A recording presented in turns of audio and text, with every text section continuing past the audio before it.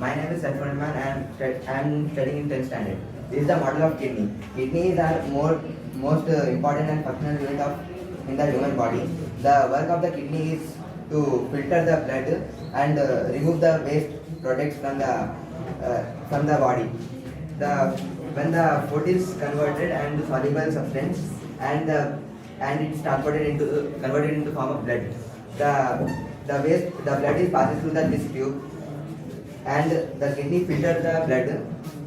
The waste products which are produced by the kidney passes through the uterus and goes into the urinary gland. From there, the urine is passes out to the body. This is the function of kidney. When the blood is passing through the kidneys filters the blood and the waste products are passed out through the body. This is the model of kidney. The kidneys have the size of the kidney is 10 centimeters in breadth and 4 to 6 centimeters in breadth. Thank you for giving the opportunity to me. Thank you. My name is Nabia Manal. I am studying in 10th standard. Topic for today is pathway of air.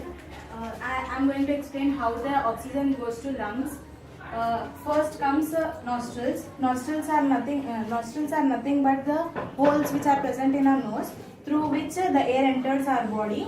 Then the air goes to nasal cavity. Nasal cavity is nothing but this muscle which is present in our nose, which is connected to our throat. In nasal cavity, the air which is entered, that air will be filtered in that, and whatever the water vapor which is present in the air will be absorbed by the nasal cavity. Then the filtered air will move to pharynx. Pharynx is nothing but it is a part of our throat where the air becomes warm. It comes to our body temperature. Then the air goes to larynx. Larynx is nothing but it is also called as voice box, where the vocal cords are present. When the air hits the vocal cords, then we are able to produce the sound. Then the air goes to epiglottis. Epiglottis mainly consists of two pipes, that is food pipe and windpipe.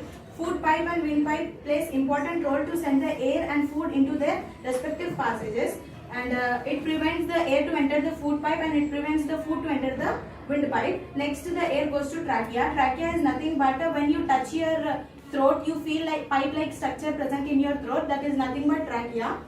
When the air enters this trachea is directly connected to our lungs. Then this trachea has two pipes which are connected to our lungs that are nothing but bronchi.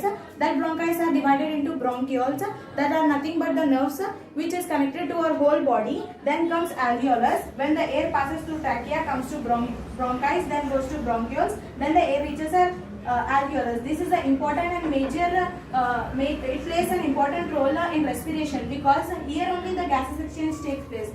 All nerves which are present in our body collect the carbon dioxide and come to alveolus, where the alveolus give the oxygen to the nerves and nerves give the carbon dioxide to the alveolus. Thank you. My name is Isma Tamkin. I am from class 10th. My topic is single and double circulation. I am choosing this chapter from chapter 3, transportation in biology. We all know that circulation of blood takes place with the help of the heart. Heart plays a vital role in pumping blood to different organs of our body.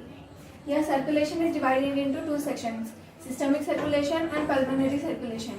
In pulmonary circulation, the deoxygenated blood from the heart goes to the lungs for oxygenation through pulmonary artery. In systemic circulation, the oxygenated blood from the lungs is distributed to heart and to the different parts of our body.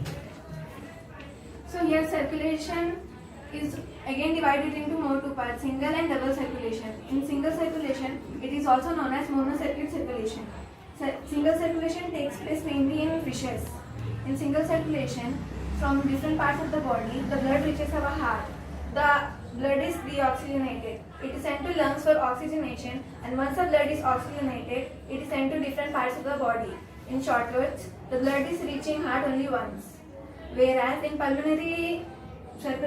double circulation, it is different, because once the blood reaches the heart, it is sent to oxygenation, and then once the blood is oxygenated in lungs, it is sent again back to the heart. Once the heart contracts again, it is sent to different parts of our body. In short words, In double circulation, the blood reaches heart twice before it is distributed to different parts of our body. So this was the difference between single and double circulation. Thank you for giving me this opportunity.